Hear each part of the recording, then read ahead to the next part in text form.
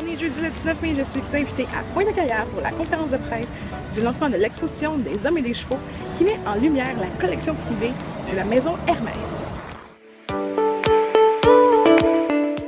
On vous convie dans un autre monde qui est celui du monde du cheval. Donc le cheval a eu une très grande influence dans toute notre histoire humaine. Et ça, c'est partout dans le monde.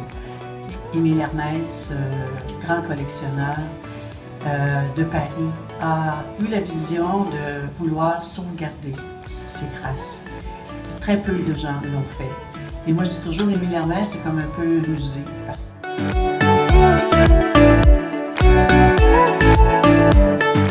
Il a admirablement parlé de cette exposition et de cette histoire de passion que la collection d'Émile Hermès représente.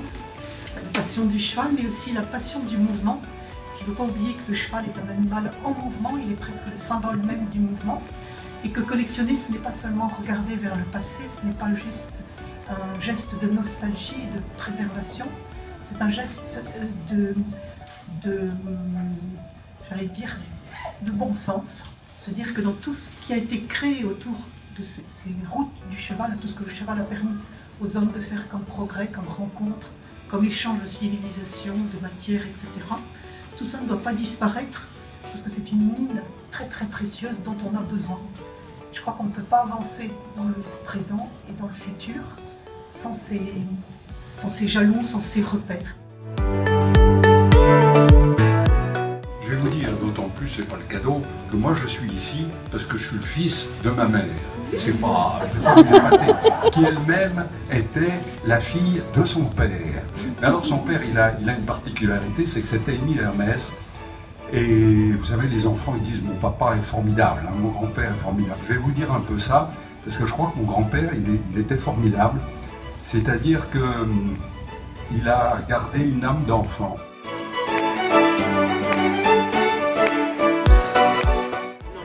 Aujourd'hui, lors de la conférence de presse, on a eu la chance d'avoir son petit-fils Philippe Dumas qui est venu nous parler un peu de son grand-père et de sa famille. C'est vraiment très drôle, c'était très touchant et il nous racontait comment son grand-père était un ramasseur. Il n'a pas dit ça de même parce que c'est un Français, là. Mais comment très tôt dans sa vie, il a eu le souci de garder des objets, des artefacts en lien avec l'histoire des chevaux. Dès l'âge de 12 ans, il a commencé à acheter des trucs justement pour se partir d'une collection. Et en 1900, il a été le commissaire d'une des expositions, lors de l'exposition universelle de Paris, une des plus grandes expositions universelles de l'histoire de l'humanité.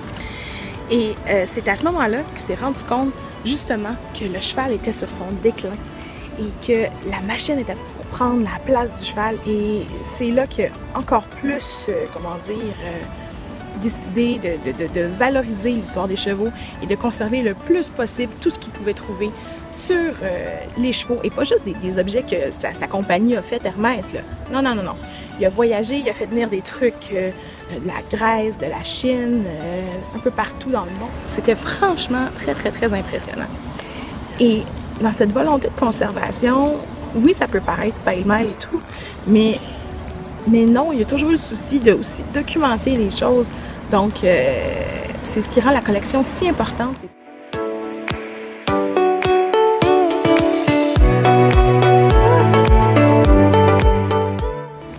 Dans le cadre de l'exposition, on peut justement voir de ces petits artefacts qui datent de notre époque, des siècles passés, qui sont retrouvés dans différents pays, mais on peut aussi retrouver une grande partie de la collection de chez Hermès, parce que Hermès, oui, on pense souvent à Hermès pour les fameux sacs à main Perkins ou leur carré de soie, mais c'est tellement plus que ça, parce qu'à la base, c'était justement une compagnie qui faisait des selles ou des accessoires pour les chevaux.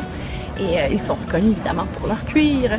Et ça a donné de très très beaux objets au courant de l'histoire et des objets usuels qu'on ne voit plus aujourd'hui. Comme par exemple, il y a un truc pour mettre ses pieds, une attelle pour mettre ses pieds. Je m'excuse de l'expression. Et puis cette attelle-là date du début du siècle. Puis en dessous, il y a comme un truc qui permettait aux gens de chauffer leurs pieds quand ils conduisaient leurs chevaux l'hiver.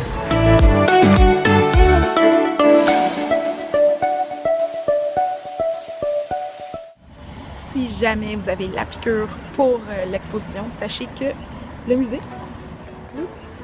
en fait, un magnifique catalogue qui parle justement de l'exposition en cours. Donc, c'est une belle manière de compléter son expérience muséale.